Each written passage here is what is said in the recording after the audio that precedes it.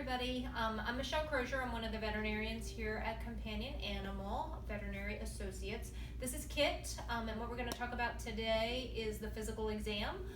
We really get a lot of information from our physical exam, and we do recommend that every patient have at least one full wellness exam every year. So what we're going to do is we're just going to go through kind of nose to tail, things that we check during a physical exam. We're going to hope that Kit here is cooperative during that procedure. Oftentimes we do have, some assistance, whether it be one of our veterinary technicians or whether it be the owner, kind of in with us while we do the physical. But today we're just gonna see how Kit does with me, and I will walk you through step by step the things that we look for. So starting with Kit's front end, I'm gonna give Kit a little treat. Come here, sweetie. All right, good girl. Okay, so we're going to start with the nose. We're going to look to make sure that it's not dry or cracked or thickened, that there's no discharge. Her nose looks pretty good.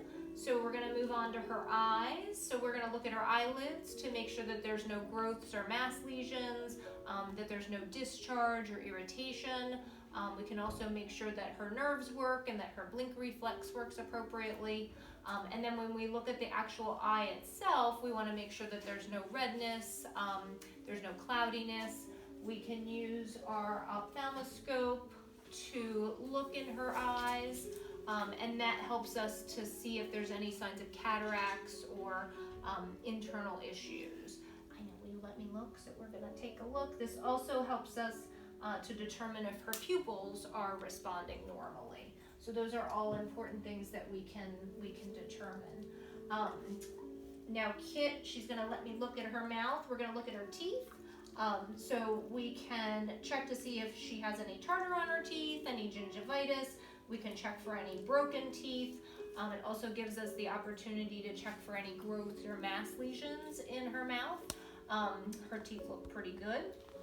We're going to check under her jaw and check her lymph nodes and make sure that there's no enlargement or swelling.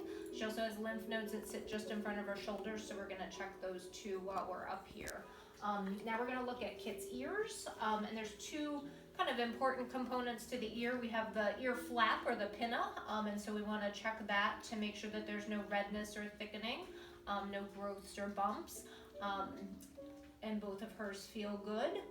The other thing that we want to do is we want to look down into her ear canal. So we're going to use our otoscope, and we're going to look down into the ear canal to make sure that there's no signs of infection or little growths in her ear. So Kit's ears look pretty good today, which is good. I know you're getting lots of cookies today.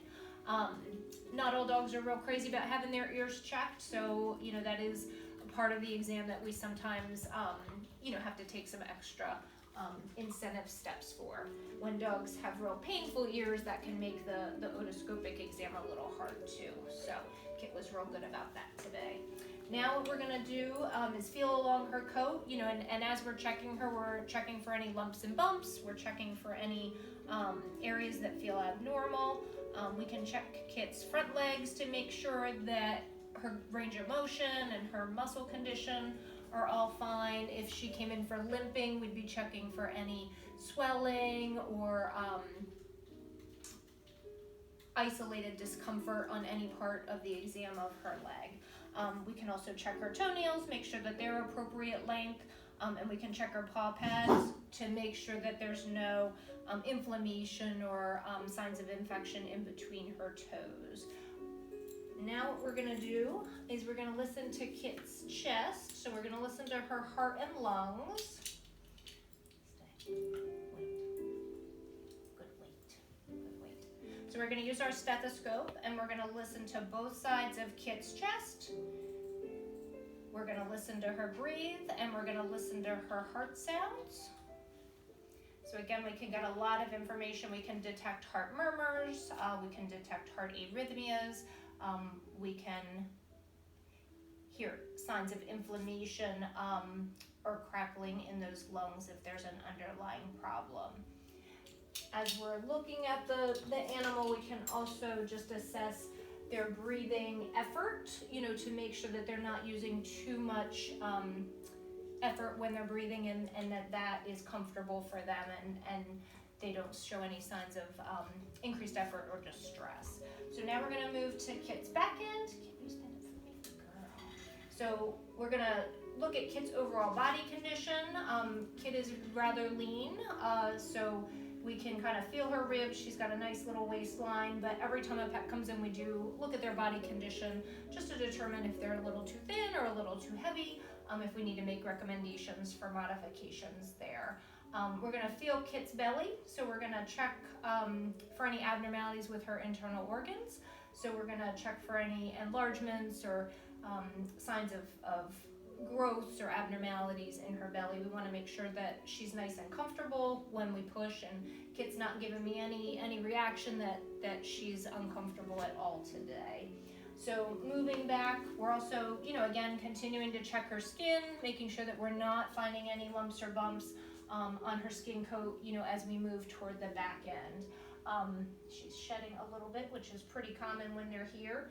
Now we're gonna check her back legs. So we're gonna, again, put those legs through normal range of motion, make sure that she's not showing any signs of discomfort or pain when we do that. Make sure that there's no swelling or any abnormal crackling in any of her joints. Again, checking those toes and those paw pads, all of which look pretty good. We're gonna look under her tail today and just make sure that looks all right. And then we're just gonna check that tail, make sure there's no signs of hair loss or trauma, especially with the tip of that tail. So Kit, you're looking pretty good today. You've got a pretty good physical exam. I'm not really finding anything concerning. So she did a great job. But that's a pretty thorough head to toe evaluation.